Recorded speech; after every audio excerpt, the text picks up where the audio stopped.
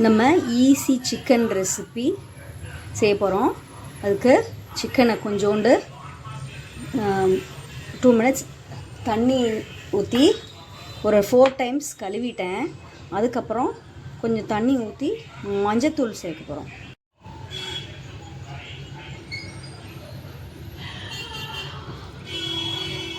இந்த தண்ணியில் ஒரு 2 மினிட்ஸ் அதை விட்டுட்டு வாஷ் பண்ணி எடுத்துக்கலாம். நம்ம சிக்கனை 1/2 kg எடுத்திருக்கேன். நல்லா மஞ்சத்தூள் போட்டு வாஷ் பண்ணி நல்லா எடுத்து குக் பண்ணுறதுக்கு ரெடியாக தண்ணியில் நல்லா வடித்து எடுத்துகிட்ருக்கேன். தண்ணி கொஞ்சம் கூட இருக்கக்கூடாது. எடுத்து ரெடியாக வச்சுட்டு இதுக்கு மேரினேஷன் பண்ண போகிறேன். 1 ஸ்பூன் உப்பு போட்டிருக்கேன், கல்லுப்பு. ஒரு 1/4 ஸ்பூன் மஞ்சத்தூள் போடணும். அதுக்கப்புறம் சீரகத்தூள் அது 1 ஸ்பூன் போடணும். அதுக்கப்புறம் பெப்பர் தான் இந்த டிஷ்ஷுக்கு ஜாஸ்தியாக போடணும். அதனால் 1 ஸ்பூன் பெப்பர் சேர்க்குறேன். அதுக்கப்புறம் இன்னும் ஒரு 1/2 ஸ்பூன்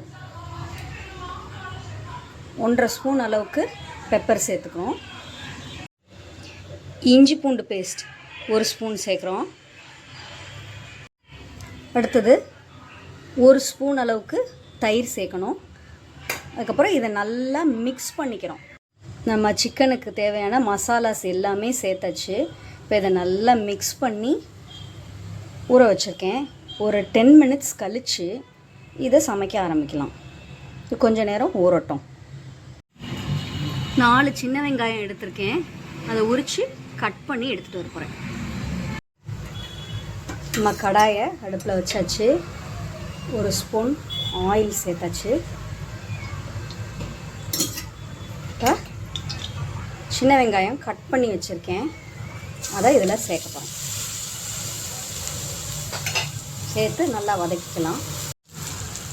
வெங்காயம் வதங்கப்பட்டுருக்கு. அதில் கொஞ்சோண்டு கருவேப்பிலை சேர்க்குறேன். ரெண்டையும் சேர்த்து நல்லா வதக்கலாம்.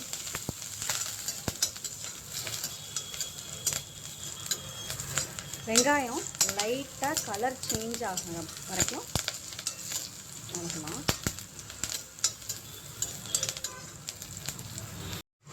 நம்ம மேரினேட் பண்ணி வச்சுருக்க சிக்கனை பக்கத்தில் ரெடியாக வச்சுருக்கேன்.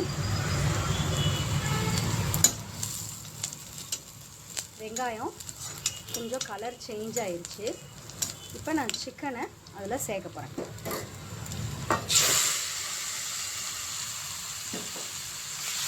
நல்லா கலந்து விட்டுறலாம். இதுக்கு தேவையான மசாலாஸ் எல்லாமே நம்ம பிஃபோராகவே சேர்த்துட்டோம். நல்லா கலந்து நம்ம நல்லா ஒரு 2 மினிட்ஸ் கலந்து விட்டாச்சு. இப்போ மூடி வச்சு வேக வைக்கலாம். கரண்டியை ரிமூவ் பண்ணிவிட்டு இப்படி க்ளோஸ் பண்ணி வச்சுட்டேன். மூடி வச்சோடனே சிம்மில் வச்சிடணும் அடுப்பை. 3 மினிட்ஸில் ஓப்பன் பண்ணியிருக்கேன். நல்லா கிண்டி விட்டுக்கலாம். அதில் இருக்க தண்ணி கொஞ்சம் நல்லா பிரிஞ்சு வந்திருக்கு.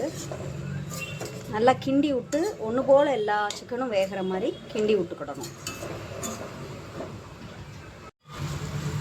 நம்ம சிக்கனை அப்பப்போ லைட்டாக கிண்டி விட்டுக்கிடுவோம் ஒன்று போல் வேகிறதுக்கு.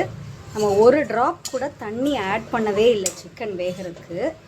அதோட தண்ணியிலேயே அது வேகுது. இதை மாதிரி இப்போ இந்த அளவுக்கு ட்ரை ஆகிற வரைக்கும் நம்ம கொஞ்சம் கலந்து விட்டுக்கலாம். இப்போ நம்மளோட சிக்கன் ரெடி. நல்லா வெந்துருச்சு. சிக்கன் வேகிறதுக்கு 7 மினிட்ஸ் தான் தேவைப்படும். நம்ம அதோட தண்ணியில் அது வேகிறதுக்கு நம்ம பாயில் பண்ணி கொஞ்சம் நல்லா கலந்து விட்டு அதுக்கப்புறம் அந்த 7 மினிட்ஸ் டைம் எடுத்துக்கிடும். அதனால் அதோட தண்ணியில் அது வெந்துருச்சு. இப்போ சிக்கன் சாப்பிட்றதுக்கு ரெடியாக இருக்குது. நம்ம சிக்கனில் கொஞ்சோண்டு கொத்தமல்லி தூவி சர்வ் பண்ணலாம்.